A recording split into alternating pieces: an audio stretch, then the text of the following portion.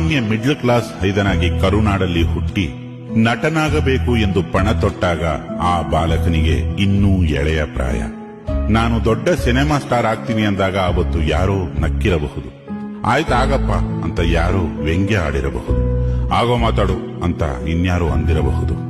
ಆದರೆ ಆ ಬಾಲಕ ಇವರಾರ ಮಾತನ್ನು ಕೇಳದೆ ಕೇವಲ ತನ್ನ ಮನಸ್ಸಿನ ಮಾತು ಆಲಿಸಿ, ಕೇವಲ ಆತನ ಕನಸನ್ನು ಮಾತ್ರ ನಂಬಿ ದೃಢವಾದ ಹೆಜ್ಜೆಗಳನ್ನಿರಿಸುತ್ತಾ ಕನಸನ್ನು ಬೆನ್ನಟ್ಟಿ ಬೆಳೆದ.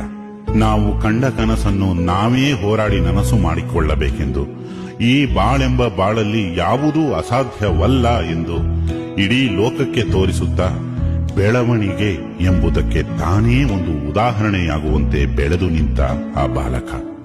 ಮುಗಿಲೆತ್ತರದಲ್ಲಿ ನಕ್ಷತ್ರ ಹಿಡಿಯುವ ಒಂದೇ ಗುರಿ ಇಟ್ಟುಕೊಂಡು ರಾಕೆಟ್ನಂತೆ ಚಿಮ್ಮಿದ ಆ ಬಾಲಕ. ಹಗಲು ರಾತ್ರಿಗಳನ್ನು ನೆನೆಸದೆ ಶ್ರದ್ಧೆಯಿಂದ ದುಡಿದು ಭಕ್ತಿಯಿಂದ ತಾ ಕಂಡ ಕನಸನ್ನು ಬಾಚಿ ತಬ್ಬಿ ಆ ಬಾಲಕ ಆದ ನಾಯಕ.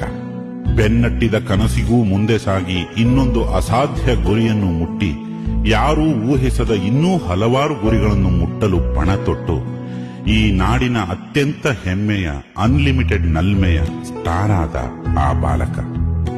ಈ ಅಸಾಧಾರಣ ಹಠವಾದಿ ಅಭೂತಪೂರ್ವ ಸಾಧಕನ ಹೆಸರೇ ರಾಕಿಂಗ್ ಸ್ಟಾರ್ ಯಶ್.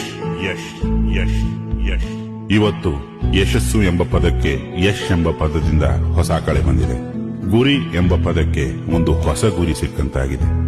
ಸಾಧನೆ ಎಂಬ ಪದಕ್ಕೆ ಒಂದು ಸಾರ್ಥಕತೆ ಬಂದಂತಾಗಿದೆ.